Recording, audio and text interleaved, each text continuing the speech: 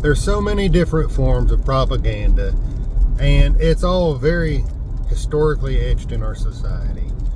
In the 1930s, everybody heard about the propaganda around cannabis and how they ultimately banned it using this propaganda. Now, that was reefer madness back in the day, and they had movies about it. They scripted movies about it. They ran these on TV so everybody would see it. And at the time, TV wasn't just 100 different channels of crap. If there was something on TV, it's basically what you watched. So that's the first bit of programming that was done. Now, it's definitely changed over the years, but I want to be very clear. Propaganda is not just bad information or misinformation, such as calling cannabis an ethnic drug, saying it was brought here by Mexicans and used by the jazz community, which was predominantly black, to basically make white women have relations. Now, first off, race, we've been interbreeding for centuries. That's human. We're all different colors, but they use that as a way to not only criminalize cannabis, they used it as a way to drive a racial wedge throughout America, blaming other races. It just, none of it makes sense today. We should know better, but some of us don't. Regardless, now we're in 2026. We've went a long way since then, to the point that in 2018, we actually passed a law that legalized the same plant that was banned in 1937. Now, our news agencies did not tell it to you like that. They called it hemp. You've got legal hemp now. Well, that legal hemp turned into re-legalization of cannabis in all forms. Now, different states took it upon themselves to pass laws and re-prohibit certain parts of the plant, such as Kentucky did with the flower, which devastated their entire hemp industry. But we moved forward and ultimately proved that the cannabis that we are now legally allowed to grow and sell is the weed people always wanted. Now, keep in mind, in 1937, they had just gotten through with the Spanish flu. It was very similar to COVID. It overtook the country. It was deadly. No arguments there. But in 1937, they had a really, really clear idea of who wasn't affected by that flu, and it was cannabis consumers. And that's when they started their rant to ban this. Now, keep in mind, this was also the birth of the pharmaceutical industry, because up to then, cannabis was a large bit of medicine throughout the United States. It wasn't called marijuana. It was called hemp and the extracts of, and people understood how to use it. Now, obviously, just like anything else, if it can be abused, it will be abused. That's just part of it. That doesn't make it deadly, because cannabis to this day has still never killed anybody. You've gotten uncomfortable, you've never died. That's just a fact. Nobody has. So, in today's world, we're facing a different kind of propaganda. Now, we're facing the exact same kind of reefer madness that we experienced in the 1930s. Exact same kind. There's race stuff involved. There's all kind of stuff involved, guys. It's just absolutely horrible. Save the children. They're not in danger. Your government is endangering your children by withholding proper information about cannabis and its uses and benefits. Now, another thing that most cannabis consumers don't even realize is they've already fell for the propaganda. And this is not just a new thing our government's been doing. This is a long game. This is a plan that's been in action for many, many years, and it's working. Now, it really kicked into gear right about the same time the Farm Bill did, because when they re-legalized hemp, they basically drew a line in the sand and said, you can grow it, but it can't go over this amount of THC Delta 9. Now, Delta 9 THC tetrahydrocannabinol oil is the one limited by law. That's the one all the laws revolve around, because that's the one that gets you high. What they didn't understand is when the plant is growing, the Delta 9 THC content in those plants rarely gets very high. It's the THCA content that has the value, because when it's growing, that is what it is THCA. Well, they didn't know that. We did. That's why we've got all these amazing products right now. But there's another part to it. When they told us you can't grow over this amount of Delta 9 tetrahydrocannabinol oil in this plant, they basically said you have to grow strains that are extremely high in CBD.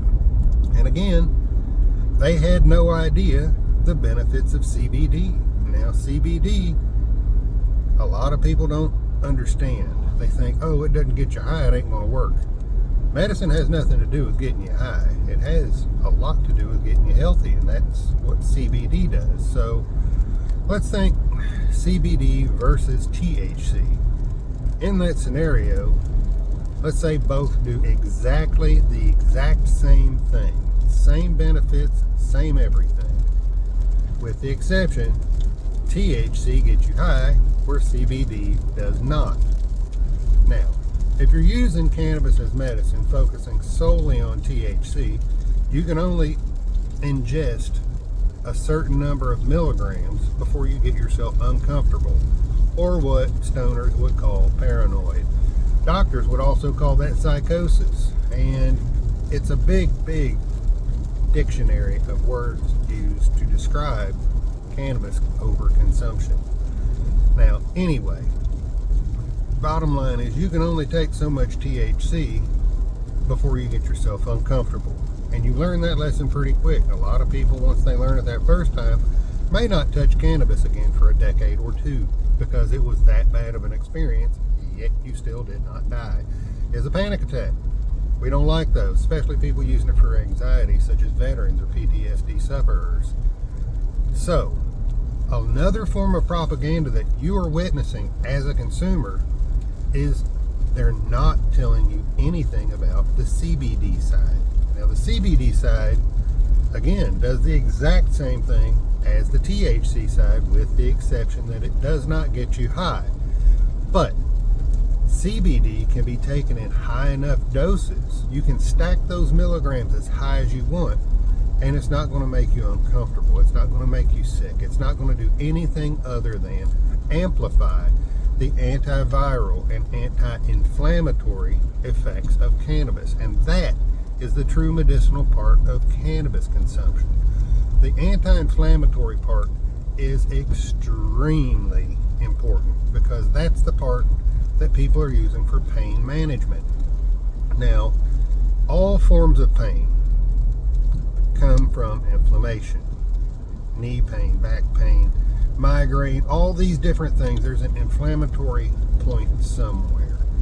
And the CBD side mitigates the inflammation, allowing you to be able to consume those smaller amounts of THC and get the pain relief effects that you're looking for.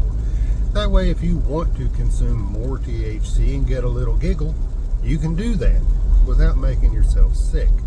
But whenever we start talking about dispensary weed and all the things we're seeing right now, guys, you've been shown to look for the percentages of THC when you go in and you look at flower in a dispensary. That is very impressive. We've been able to do that through growing and different modifications of how we grow these plants. It's all natural. It's selective growing.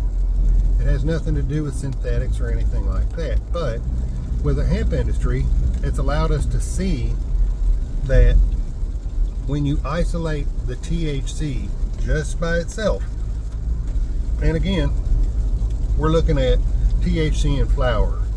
Whenever you get up in that 40%, there's not a lot of CBD in that. You're consuming solely THC. Now, that's very similar to drinking too much alcohol at that point. Your body is going to tell you, don't do that. And once you hit a certain amount, your body's actually going to reject it. That's what they're calling scromiting. And keep in mind, all they did, and this is a form of propaganda, all they did is combine two words, vomiting and screaming. Scromiting. Now, that is the diagnosis of when you overconsume THC. Your body rejects it and you start to throw it up. It's not an allergy. It's your body saying do something different. And that's where CBD comes in. Back in the old days, what was banned in the 30s, and what you always hear the old stoners say, I miss what we used to have. Well, that's because it actually contains CBD.